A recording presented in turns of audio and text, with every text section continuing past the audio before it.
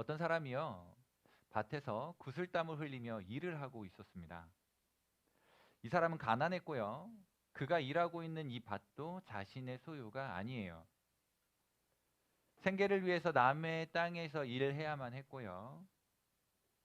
그렇게 해야지만이 먹고 살 수 있는 그런 사람이었습니다. 이 사람 부자 되기 위해서 일하고 있는 사람 아니었어요. 그냥 하루하루 먹고 사는 일이 급급했고요. 일을 해야지만이 먹을 수 있었기에 그렇게 살아갑니다.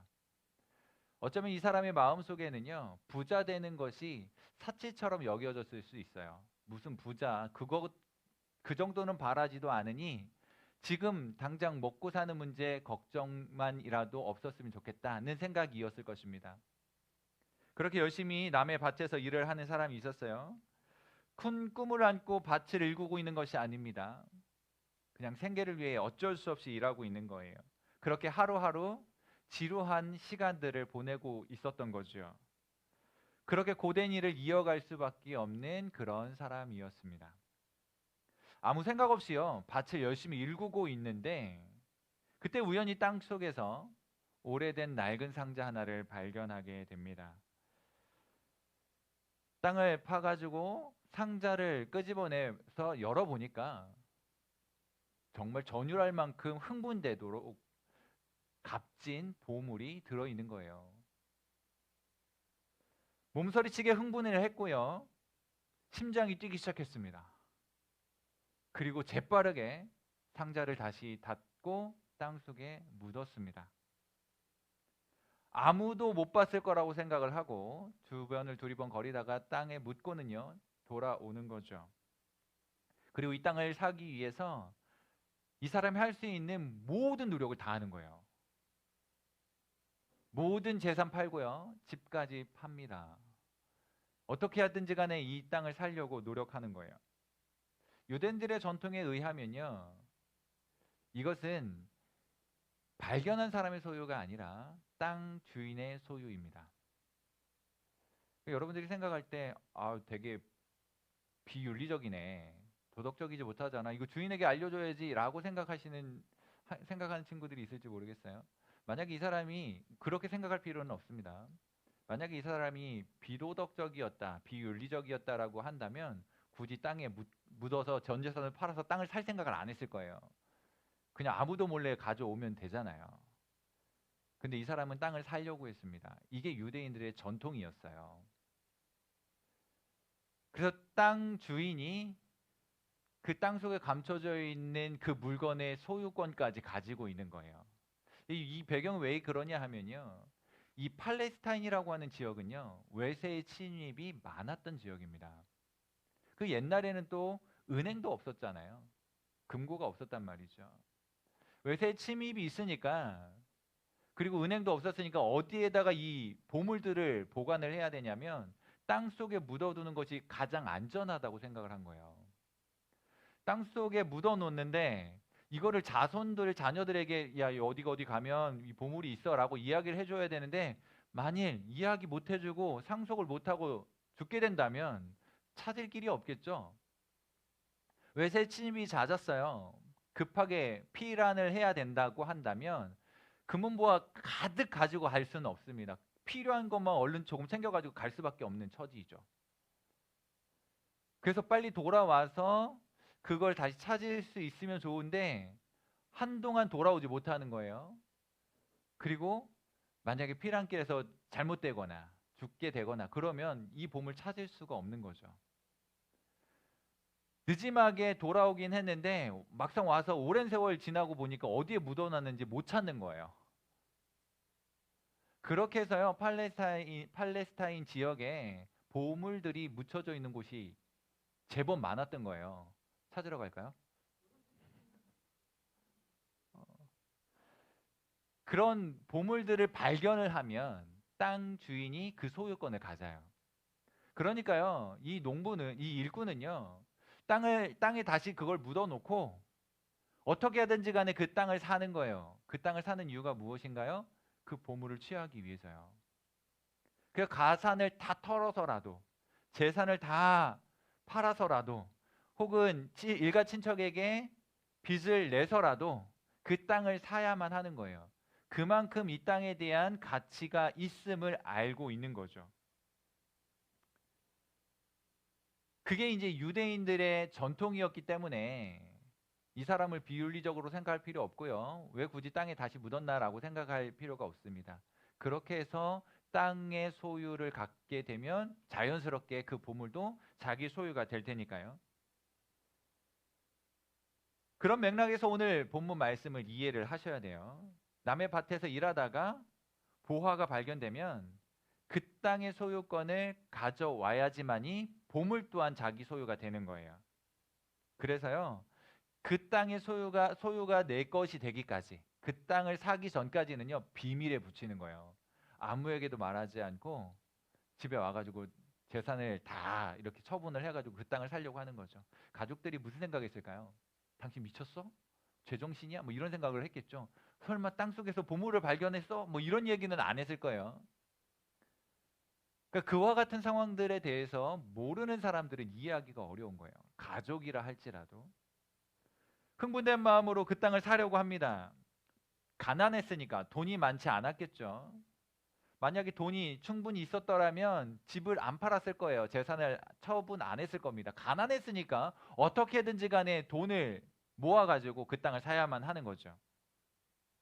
땅에 묻힌 그 부활을 얻을 수만 있다면 전 재산을 털어서라도 자기 모든 것을 걸어서라도 그렇게 하고 싶은 마음이 생기는 거예요. 왜냐하면 그 보물이 그만큼 가치 있다라고 생각을 하는 거니까요. 사실은 그 땅에 대한 욕심이 아니라 땅 속에 감춰져 있는 보물, 보화에 대한 마음 때문에 그렇게 하는 것이었습니다. 그런데요, 이 이야기가 오늘 같이 읽은 본문인데 어떻게 시작하는지 한번 볼까요? 44절 시작 부분에 어떻게 되어 있냐면요. 천국은 이라고 되어 있어요. 그렇죠? 천국은. 그리고요, 그 이어서 나오는 말이 뭐냐 하면 마치 밭에 감추인 보화와 같으니. 비유하자면요, 천국은 보화와 같다는 거죠. 천국이 보화와 같다라고 말하고 있어요. 천국은 감추어져 있는 거예요. 그러나 이것을 발견한 사람에게는요, 전 재산을 팔아서라도 취하고 싶은 그 정도의 값진 것이 됩니다. 감추어져 있었지만 그때까지는 아무런 액션을 취하지 못했지만 발견하고 나면 그것을 나의 소유로 취하기 위해 전 재산을 팔아서라도 사고 싶어지는 거예요. 그 정도의 값어치로 인식이 되는 거죠. 땅에 묻힌 그 보화를 얻을 수만 있다면 그렇게 하는 거예요. 그래서 집에 돌아와 가지고요, 집을 판다고 막 그러는 거예요. 가족들이 뭐라고 하든지 간에, 사람들이 뭐라고 하든지 간에 이 사람의 마음속에는 더 값지고 귀한 것에 대한 마음이 있고 분명한 인식을 가지고 있기 때문에 아랑곳하지 않고 그런 행동들을 할 수 있는 거죠. 전 재산을 처분해서 그 몇 평이나 되는 땅이라고 그걸 사느냐라고 누군가는 이야기할지 모르지만 그 일꾼의 마음속에는요, 그 정도의 가치로 받아들여진 거예요. 이 보화를 발견한 사람에게는 집 파는 건 문제가 되지 않습니다. 그렇게 해서 얻은 보화로 더 많은 것들, 더 큰 것들, 더 좋은 것들을 얻을 수 있을 거라고 생각했을 테니까요. 얼마든지 그럴 수 있는 거죠. 한번 물어봅시다. 여러분, 이 보화를 발견하셨나요? 이 보화는요, 밭에 감춰져 있어서 사람들은 잘 몰라요. 이 보화를 발견한 사람만이 알아요. 이거를 발견한 사람만이 이것이 얼마만큼의 가치인지를 알아요. 재산을 다 팔아서라도 취할 만큼 값지다라는 걸 알아요. 눈에 보이는 거는 다 일구지 못한 땅덩어리고요. 돌 무더기 섞여 있고 자풀이 막 자라고 있는 그런 땅일지도 모릅니다. 눈에 보이는 건 그거였을 거예요. 그럼에도 불구하고 이 사람 마음속에서는요, 아는 거예요. 그 정도의 가치가 있다라는 사실을 아는 겁니다. 그러나 사람들은요, 그걸 정확하게 보지 못하니까 왜 그렇게 해야 하느냐라고 의아하게 생각하겠죠. 재산은 왜 파느냐라고 따져 물을지도 모릅니다. 보이는 게 그냥 땅이니까. 이 보화가 보이지 않으니까 전 재산을 다 걸겠다라고 하는 마음에 동의를 못하는 거예요. 하지만 이 사람은 분명히 아는 거죠. 이 땅을 취해야 되는 분명한 이유도 아는 거예요. 어떤 희생을 치르더라도 이 보화를 취해야만 하는 거죠. 그리고 이제는 단지 밭을 보는 것이 아니라 보화를 보는 겁니다. 단순하게 땅을 보는 게 아니고 감추어져 있는 보화를 보는 거예요. 이 일꾼은 자기 재산과 밭에 묻힌 보화 중에 무엇이 더 중요하다고 여겼을까요? 어떤 것이 더 가치 있다라고 여겼을까요? 당연히 밭에 감추어져 있는 보화가 가치 있다라고 여긴 거예요. 뻔하죠. 감춰져 있던 보화를 그렇게 가치 있는 것으로 여겼습니다. 여러분 한번 생각해 보세요. 이 비유를 말씀하시는 예수님께서요, 천국을 밭에 감춘 보화라고 말씀하셨어요. 이제 우리는 천국을 발견하고 이 천국을 얻기 위해서 우리의 모든 것을 걸 수 있어야 돼요. 재미난 것이 무엇인지 아세요? 우리가 살아가다가 보면 같은 현상을 보는데 다르게 이해하는 것들이 참 많습니다. 똑같은 일을 겪는데 해석을 달리하는 것들이 참 많아요. 어떤 사람은 재미있게 웃을 수 있는 이야기인데 어떤 사람은 뚱한 표정으로 뭐 그게 뭐야? 라고 반응하는 경우도 있을 수 있어요. 똑같은 이야기, 똑같은 상황, 똑같은 현상인데도 불구하고 그것을 대하는 사람들의 인식은 다를 수 있어요. 신기하지 않아요? 똑같은 것을 보는데 다르게 반응해요. 천국도 마찬가지입니다. 오늘 이곳에 앉아 있고 또 줌으로 돌아와 있는 우리 많은 청소년들이 있어요. 오늘 이 예배를 드리는 것이 어떠세요? 기쁘세요? 아니면 억지로 앉아 있으세요? 뭐 할 수 없어 앉아 있으세요? 마지못해 앉아 있으세요? 아니면 즐거움과 기쁨으로 예배하고 있으세요? 똑같은 현장에 있습니다. 같은 말씀을 듣고 있고요. 같은 상황 속에 놓여져 있어요. 그런데 받아들이는 게 달라요. 특이하죠? 희한하죠? 그렇습니다. 영적인 세계가 그래요. 보화를 발견하면요, 어떤 희생을 치르고라도 사야겠다라고 하는 마음이 생기는 거예요. 이것이 보화라고 여겨지면 그것에 가치를 두는 거예요. 그런데 이것을 발견하지 못하면요, 그냥 쓸모없어 보이는 땅처럼 여겨지는 거예요. 내가 지금 이 시간에 이 자리에 나와 있을 필요가 있는가라고 생각이 드는 거예요. 그러나 이것이 가치 있는 일이라고, 보화라고, 천국을 얻는 것이라고, 이것이 가장 중요한 일이라고 받아들여지게 되면 이 땅에 있는 모든 것들을 이것을 위해 포기할 수 있게 되는 거죠. 여러분들이 그랬으면 좋겠습니다. 정말 값진 이 보화와 같은 천국을 발견하고 천국을 위하여 여러분들의 인생에 조금 덜 중요한 것, 중요하지 않다는 말 아닙니다. 천국보다 덜 중요한 것들은 내려놓을 수 있는 그런 믿음을 좀 갖추셨으면 좋겠어요. 신기한 거예요.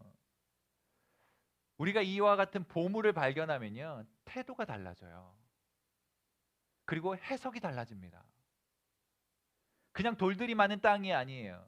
반드시 취해야만 하는 값진 것으로 받아들이게 되는 거예요. 보화가 묻힌 밭이고요. 어떤 손해를 감수하고라도 반드시 사야만 하는 땅으로 받아들이게 돼요. 이제 여러분들이 그 보화를 발견할 수 있었으면 좋겠습니다. 전 인생을 걸고 반드시 얻어야만 하는 이 보화, 천국을 볼 수 있기를 바랍니다. 도대체 천국은 어디에 있을까요? 누구네 밭에 감추어져 있을까요? 누가복음 17장 20절에 이렇게 기록합니다. 바리새인들이 하나님의 나라가 어느 때에 임하나이까라고 묻거늘 예수께서 대답하여 이르시되 하나님의 나라는 볼 수 있게 임하는 것이 아니요. 그리고 이어서 이런 말씀을 하세요. 또 여기 있다 저기 있다고도 못하리니 하나님의 나라는 너희 안에 있느니라. 하나님의 나라는 너희 안에 있느니라. 어떤 학자들은요, 너희 아니라고 하니까 바리새인들이 이 질문을 했잖아요. 그러니까 바리새인들 안에 있다라고 해석하는 경우들이 있습니다. 물론 우리 안에 있다라고 해석하면 틀리지 않아요.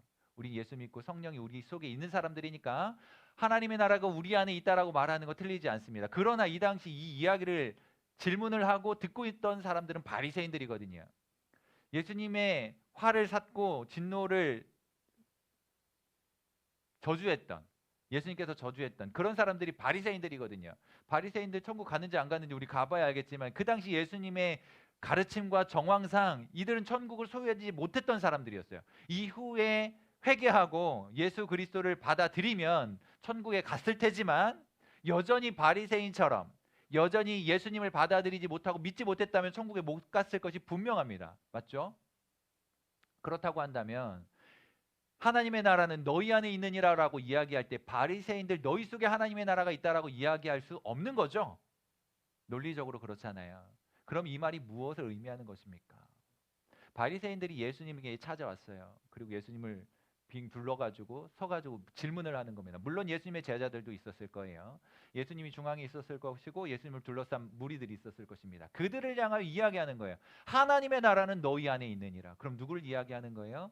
예수 그리스도를 이야기하는 거죠. 하나님의 나라는 너희 안에 있느니라. 바로 예수님이 하나님의 나라라고 이야기하는 거예요. 예수 그리스도를 믿음으로 가슴속에 받아들인 그 사람들 속에 하나님의 나라가 임하였느니라 라고 말씀하시는 거예요. 그렇다고 한다면 오늘 예수 그리스도를 주로 고백하는 우리 가운데 하나님의 나라는 임한 거예요. 예수님을 주로 고백하는 우리들 공동체 속에 하나님의 나라가 임한 것이고, 예수 그리스도로 구원 얻은 여러분들의 인생 가운데, 여러분들이 살아가는 삶의 현장 가운데 그 구원의 원리와 십자가의 정신을 가지고 살아가는 그 현장이 하나님의 나라가 임한 곳이라는 거죠. 믿어지실 수 있기를 바랍니다. 주님께서 그거 가르쳐 주시는 거거든요. 바리새인들이 도대체 하나님의 나라가 언제 임한다는 거예요? 라고 물으니까 이미 너희 안에 있어 라고 말씀하신 거예요. 예수님을 통해서 현재 하나님의 나라가 임했다는 사실을 우리에게 가르쳐 줍니다. 하나님의 나라는요, 눈으로 보이는 게 아니에요. 실생활과 동떨어져 있는 것도 아닙니다. 어느 지역에 있는 것도 아니에요. 하나님의 구원과 통치가 있는 곳, 하나님의 정신으로 다스려지는 곳, 하나님의 뜻이 이루어지고 있는 그곳, 그곳이 하나님의 나라예요. 그곳이 천국이라고요. 물론 우리는 나중에 예수 믿고 죽으면 천국에 갑니다. 우리 영혼이 들어 올려져 가게 될 그 천국, 그 천국도 맞는데요, 오늘 이 시대를 살아가는 우리들하고 전혀 상관없는 하나님 나라가 아니라는 거예요. 만약에 죽어서 가는 천국으로 끝날 거라면 오늘 우리가 여기 나와 있을 이유가 없어요. 죽기 전에 예수님 부르면 되니까. 그러나 우리는 그런 삶을 살아갈 사람들이 아니에요. 죽어서 천국 갈 사람들이지만 살아있는 동안에도 천국을 이루어가는 사람들, 천국의 통치를 받는 사람들, 하나님 나라의 원리를 가지고 살아가는 사람들, 그들이 바로 여러분과 목사님이에요. 그렇게 사셔야 돼요. 그래서 천국과 상관없이 살아가는 게 아니고요, 여러분들의 하루하루의 삶이 바로 하나님의 나라인 것처럼 살아가셔야 되는 거예요. 여러분들의 인생 속에 하나님의 구원이 이루어지고 하나님의 다스림이 이루어지는 그런 삶을 사셔야 되는 거예요. 예수님을 위해서 그렇게 하나님의 나라를 발견하고 그렇게 우리에게 하나님의 나라로 다가오신 예수님을 위하여 우리의 소유는 다 포기할 수 있을 정도로 그런 믿음을 가지고 있어야 된다는 거죠. 그런 희생을 감수할 수 있어야 된다는 거예요. 예수님 믿으면 다 얻을 수 있는 것들이에요. 이것이 가장 중요한 가치로 여기시고 그렇게 하나님 나라를 품고 살아가야 되는 겁니다. 여러분, 하나님 나라 발견하셨나요? 감추어져 있는 천국 발견하셨나요? 세상 사람들은 몰라요. 그러나 일꾼은 아는 거죠. 그러나 예수님을 믿는 사람들은 아는 거예요. 세상 사람들은 이 보화, 이 천국을 발견하지 못해서 예수님을 십자가에 못 박아 죽였습니다. 그러나 우리는 그 십자가에 달리신 예수님을 다시 받아들인 자들 된 거예요. 세상 사람들은 알지 못하지만 우리는 압니다. 그 예수 그리스도를 가슴에 품고 하나님 나라를 누리며 살아가실 수 있기를 바라요. 하나님 나라를 위하여 이 땅에 있는 가치들을 조금 덜 중요한 것으로 여기고 하나님 나라를 가장 중요한 것으로 여기고 살아가실 수 있기를 바랍니다. 똑같은 말씀을 들었지만 이것이 깨달아지는 여러분 되실 수 있기를 바라요. 그럼 놀라운 은혜가 여러분들의 인생 속에 또 여러분들의 가슴 속에 선명하게 새겨질 수 있기를 주님의 이름으로 축복합니다.